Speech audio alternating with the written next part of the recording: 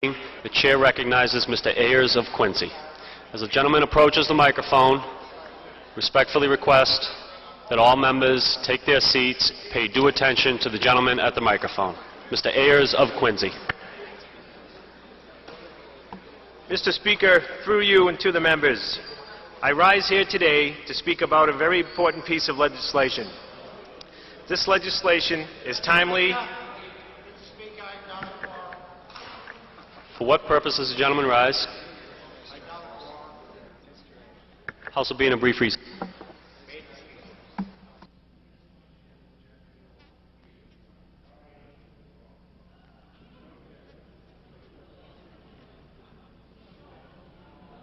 Mr. Gogan of Fitchburg withdraws his objection. Chair recognizes Mr. Ayers of Quincy.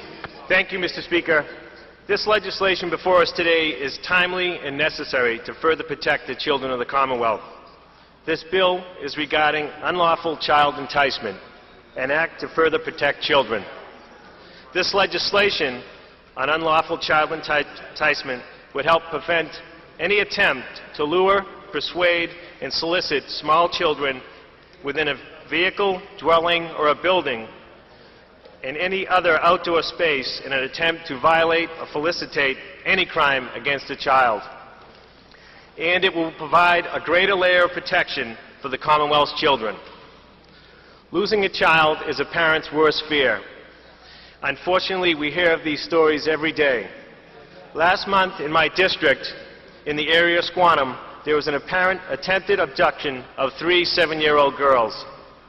The 3 girls who lived near each other were playing on the sidewalk near their homes when a full-size van with 2 men and a woman stopped and asked the girls directions to a non-existing location in Quincy. When the man who was driving the car told the girls to get in, the girls ran. One of the girls heard the door open as they dashed away. If the girls had not ran, we might not know where they would be today or if they would even be alive. Even though this abduction failed and the children were safe, under this new proposed law, the adults would have been prosecuted for their clearly inappropriate behavior. This instance occurred in my district, and I'm sure you have similar stories of your own. According to a national average, approximately 5,000 abductions occur each year. We must take better precautions and draft and adopt the appropriate laws and give the police and the court system the right tools to work with.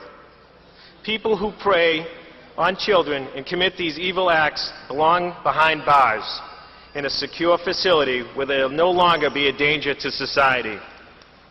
What this legislation will do is establish penalties for enticing a minor under the age of 16 into a particular place with an intent to commit a sex crime.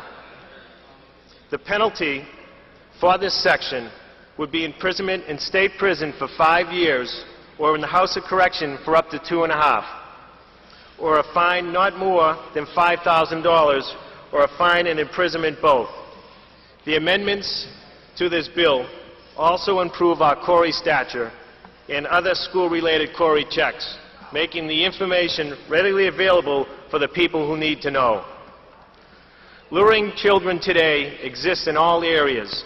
The internet, and many other deceptive and deceiving practices where they may have direct contact with children.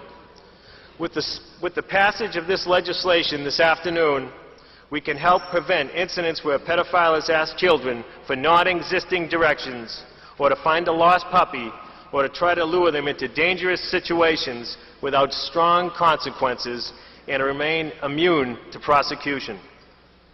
I'd like to thank the Criminal Justice Committee for their hard work on this legislation, particularly Chairman Tobin, and the gentleman from Fitchburg for his diligence, Representative Golgan. In closing, Mr. Speaker, with the support of this legislation, we can set a strong precedent that these predators will not be tolerated and that we will take strong precautions to protect the children of the Commonwealth.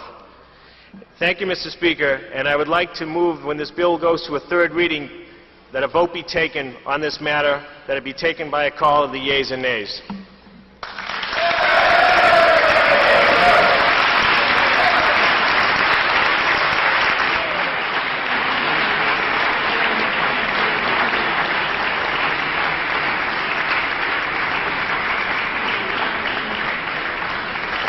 the education of the members and those present in the gallery, this was Representative Ayers' maiden speech. The chair congratulates Mr. Ayers on his maiden speech.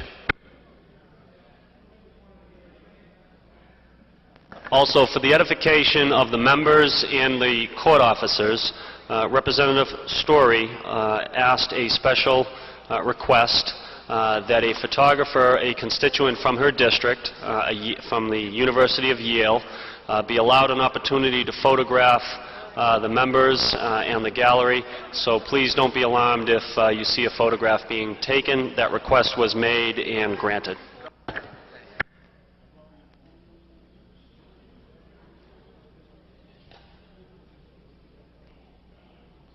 Mr. Ayers of Quincy moves that when a vote be taken on this matter, it be taken by a call of the yeas and nays. Those members willing to join him will rise. In the first division, 7 in the second division, 13, sufficient number having arisen. When the vote is taken on this matter, it will be taken by a call of the yeas and nays.